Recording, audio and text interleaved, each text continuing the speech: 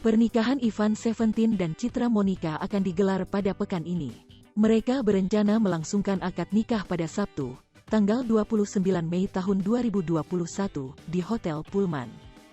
Berkas pernikahan Ivan Seventeen dan Citra Monica pun telah dinyatakan lengkap oleh pihak KUA Grogol Petamburan. Berkasnya udah lengkap semua, masing-masing statusnya sudah ada.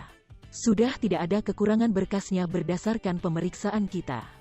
Insya Allah nanti kita kabulkan sesuai permintaan mereka, beber pihak KUA Grogol Petamburan seperti dikutip tribunstyle.com dari YouTube Kiai Haji INFOTAINMENT, Senin, tanggal 24 Mei tahun 2021.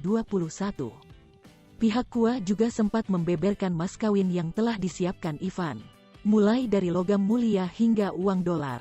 Mas kawinnya itu sementara yang kita tahu logam mulia 40 gram, ada uang 3.500 dolar.